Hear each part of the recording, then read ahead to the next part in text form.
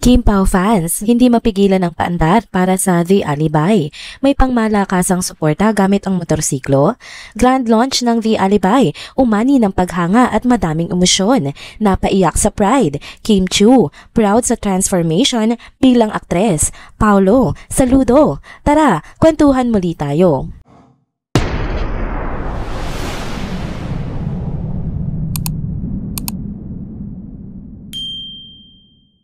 Hello mga ka-trenders! Welcome back muli sa ating channel. Kung bago pa lamang kayo dito, huwag nang kalimutang mag-like, mag-subscribe at i-hit na rin ang bell notification para lagi kayong updated sa mga balitang trending at napapanahon. Grabe mga ka-trenders, pangmalakasang paandar alert na naman mula sa mga solid na fans ng Kim Pao. Alam niyo na yan, kapag sina Kim Chiu at Paolo Avellino ang magkasama sa isang proyekto, hindi lang basta promo, kundi talagang pasabog levels ang effort. At eto na nga, hindi talaga nagpahuli ang mga taga Kim Pao Landia, lalo na ang fandom na Kim Pao Universe Event o KPUE. Naglabas nga sila ng bago na namang bonggang project para i-promote ang latest serye ng kanilang mga lodi. Yan nga ay sina Kim at Paolo. Pero teka, hindi lang ito basta-basta promo ha, kasi literal na on the road ang peg nila ngayon.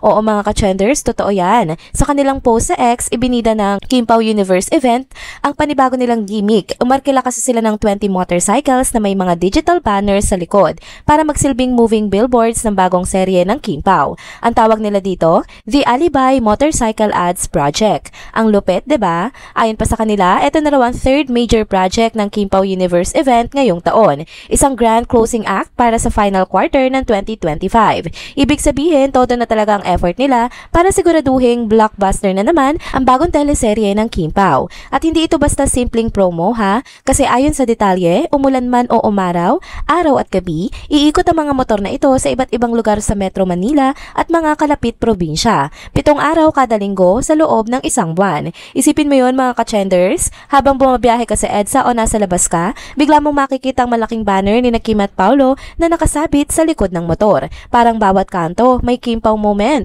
Sabi pa nga nila sa post, quote and unquote, "These banners will be displayed prominently at the back of motorcycles and will roam across Metro Manila and nearby areas, serving as moving billboards that bring the series closer to the public for 30 exciting days." Kaya literal na isang buwan na tuloy-tuloy na exposure para sa serye.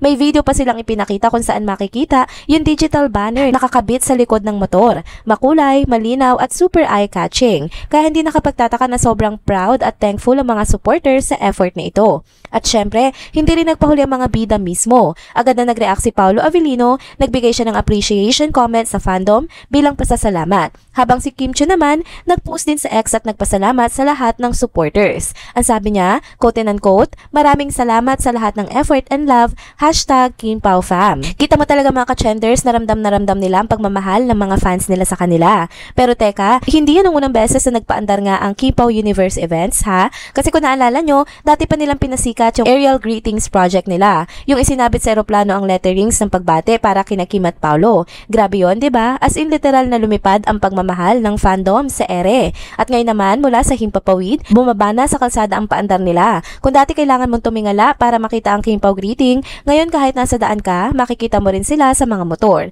Parang sinasabi ng fandom, kahit saan ka tumingin, naandyan ang Kim Pao. Ang daming nag-react ng Kim Pao Landia online. Karamihan sobrang proud, touched at overwhelmed sa effort ng fandom. Halos lahat puro papuri at pasasalamat sa Kim Pao Universe Event dahil sa walang sawang suporta kina Kim at Paolo. Kita mo talaga na iba ang samahan ng mga Kim Pao fans. Solid, creative at all out sa pagmamahal. Sa totoo lang mga ka-trenders, bihira na ngayon ang ganitong klaseng fandom. Yung hindi lang basta active online kundi gumagawa pa ng mga actual projects para tulungan ng mga idols nila. Kaya saludo tayo sa Kim Pao Universe Events. Mula sa aerial greetings hanggang sa motorcycle ads, walang makakapigil sa kanila. Ang tawag nga ng iba, unstoppable ang Kim Pao Landia. Kaya kung ikaw ay fan din ni Kim at Paolo, siguradong proud ka rin ngayon. Kasi hindi lang ang mga artista ang bida, kundi pati ang fandom na patuloy na nagbibigay ng inspirasyon sa pamamagitan ng kanilang all-out support. Iba talaga kapag love mo yung idols mo. May effort, may creativity at may puso. Kaya once again, palakpakan natin ang Kim Pao fam dahil sila na naman na nagpasabog ng panibagong paandar na pangmalakasan.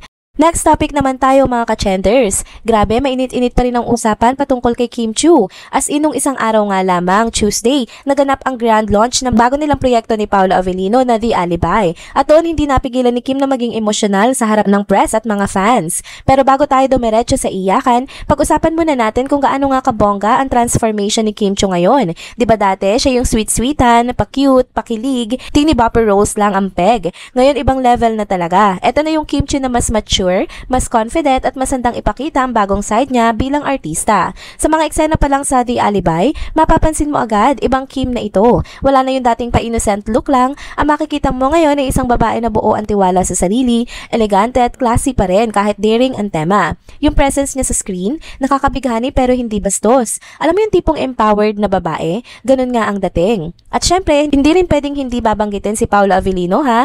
Grabe nga kasi ang chemistry nila. Ramdam mo yung tension, yung lalim ng emosyon at yung maturity ng mga eksena. Hindi lang simpleng love story ang peg, may bigat, may tapang at halatang pinag-aralan talaga ni Kim ang bawat galaw at linya niya. Tapos eto na nga mga ka-chenders, na nagkaroon ng media conference habang nagkukwento si Kim tungkol sa journey niya, bigla siyang naiyak. As in, napahinto siya at sabay tawa, sabay punas ng luha. Sabi pa niya, quote and unquote, hala, bakit ako naiiyak? Pero alam mo, nararamdaman mo talaga na tears of pride yon. Proud siya sa sarili niya at sa mga pinagdaanan niya para makarating sa ganitong level. Sabi pa nga ni Kim, quote and unquote, siguro naman na sa 35-year-old woman, tapos na tayo sa mga patini-tini roles. Pero natawa rin siya at sinabing gusto pa rin naman niya minsan yung mga magagaan at nakakatuwang roles. Pero ngayon daw, gusto naman niyang magpakita ng bago. Gusto niyang patunayan na kaya rin niyang gampanan yung mga challenging roles na dati hindi siya nakikita ng mga tao na kaya niyang gawin. Ang ganda ng pagkakasabi niya na gusto niyang ipakita na hindi lang siya yung sweet leading lady na nakasanayan na natin. Gusto niya raw ipakita na kaya niyang magkamali, matuto at magbago bilang artista kasi doon daw talaga nagkakaroon ng growth. Todo pasasalamat din si Kim sa Dreamscape Entertainment kasi sila raw talaga ang naghubog sa kanya sa industriya. At syempre, hindi rin nakalimutan ni Kim na pasalamatan si Paolo Avellino at ang buong production team. Sabi niya, ramdam daw niya ang respeto ni Paolo at ng buong crew lalo na sa mga eksenang medyo sensitibo. Inaalagaan daw talaga siya mula sa anggulo ng camera hanggang sa lighting para siguradong maganda at maayos ang dating ng bawat eksena. Tawan-tawa pa nga si Kim nang sabihin niya, quote and unquote, ang ganda ng launching ng body ko ha, thank you so much, pero sinundan niya agad ng seryosong linya. Quote and unquote, but more than the skin, it's what's inside me. Doon mo makikita kung gaano nga siya ka-grounded. Hindi lang ito tungkol sa physical na transformation, kundi sa growth niya bilang tao at bilang artista. At dahil doon, marami tuloy ang nagsasabi na parang nakikita nila si Vilma Santos sa kanya. Parehong matapang, parehong hindi takot mag-explore ng mga intense na role. Kaya masasabi ko lang mga ka-chenders, panalong-panalo talaga ang The Alibi. Punong-puno ng emosyon, husay at mga eksenang hindi mo makakalimutan. At syempre si Kim Chiu, ibang klase.